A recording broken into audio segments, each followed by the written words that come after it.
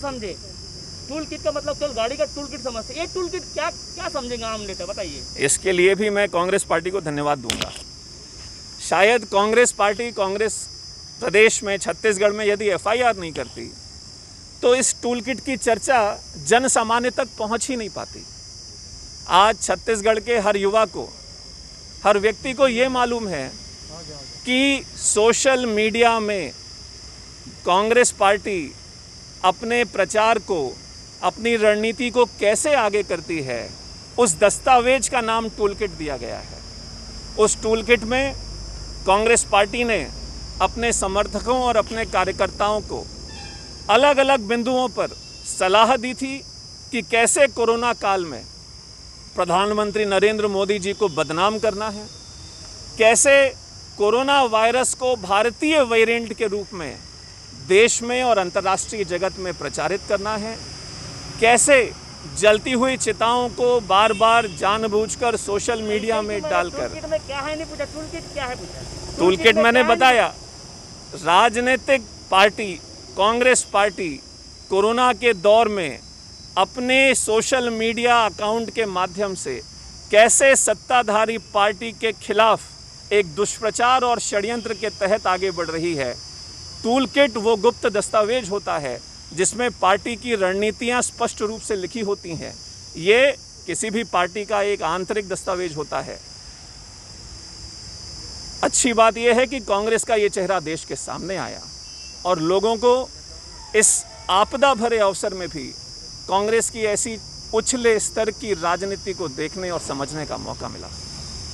सबसे पहले तो मैं कांग्रेस पार्टी को धन्यवाद देता हूं कि उन्होंने छत्तीसगढ़ में एफआईआर करके जो गलती की है, आज उसकी वजह से छत्तीसगढ़ का बच्चा बच्चा ये जान गया है कि टूल किट में कांग्रेस ने क्या लिखा था। और भले ही आज कांग्रेस उस टूल किट को असत्य बोल रही है, लेकिन प्रत्यक्ष को प्रमाण की ज़रूरत नहीं है। उदाहरण के लिए उस टूल किट में एक बात लिखी थी कि कांग्रेस के नेता और कार्यकर्ता प्राइवेट अस्पतालों में ऑक्सीजन बेड पहले से बुक कर लें, दवाइयों की व्यवस्था अपने पास करें और उसके बाद जब वो दवाइयाँ देंगे, उनके माध्यम से मरीज अस्पताल के बेड और ऑक्सीजन लाएंगे। सोशल मीडिया में उन मरीजों से कांग्रेस पार्टी को धन्यवाद दिलवाएं। मीडिया के मेरे मित्र भी जानते हैं, राजनांदगांव जिले से लेकर छत्तीसगढ़ का एक एक बच्चा आज ये जानता है कि कोरोना के भयंकर दौर में जब ऑक्सीजन की कमी थी, रेमडेसिविर जैसी दवाइयों की कमी हो गई थी, उस समय कांग्रेस के कार्यकर्ता अपने घर में दवाइयों को रखे हुए थे। डॉक्टर के इशारे में दवाई नहीं मिल रही थी, कांग्रेस के नेताओं और कार्यकर्ताओं के इशारे पर दवाइयां मिल रही थीं। तो आज छत्तीसगढ़ ये सवाल कांग्रेस के नेताओं से, कार्यकर्ताओं से पूछता है कि जो आपके पास आए उनको दवाई मिलेगी, ये फैसला करने का हक कांग्रेस को किसने दिया? क्या ये फैसला करने की जिम्मेदारी और जवाबदारी डॉक्टर्स की नहीं थी? आपने डॉक्टर्स से आगे बढ़कर जो मरीज आपके पास आया, अपने राजनीतिक फायदे को देखते हुए उसको दवाइयां उपलब्ध कराई हैं। तो क्या जिन मरीजों की मौत ऑक्सीजन की कमी से, दवाइयों की कमी से हुई है, क्या उनकी मौत की जिम्मेदारी लेने के लिए भी कांग्रेस के नेता और कार्यकर्ता तैयार हैं? यही बात टूल किट में लिखी हुई थी और उसका प्रमाण हमको पूरे छत्तीसगढ़ में देखने को मिला है। टूल किट में यह भी लिखा हुआ था कि कैसे अंतर्राष्ट्रीय जगत में और देश के सामने मोदी जी को बदनाम किया जाए। कोरोना वायरस के वेरिएंट को इंडियन वेरिएंट, भारतीय वायरस का नाम देकर ये प्रचारित करने की कोशिश कि भारत की वजह से दुनिया में कोरोना फैल रहा है।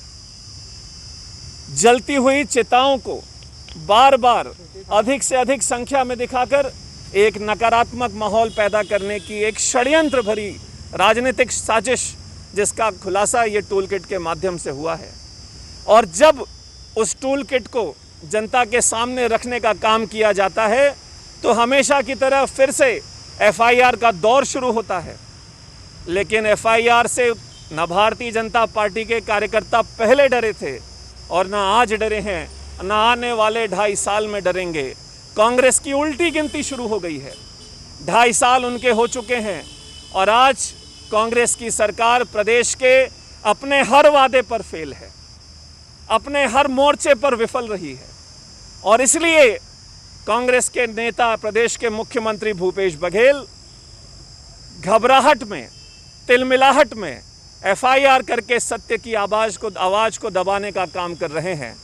आज हम सभी पूरे छत्तीसगढ़ प्रदेश के भारतीय जनता पार्टी के कार्यकर्ता प्रदेश के हर थाने में जाकर पुलिस के थाने के सामने धरना प्रदर्शन और गिरफ्तारी की मांग करते हुए बैठे हैं।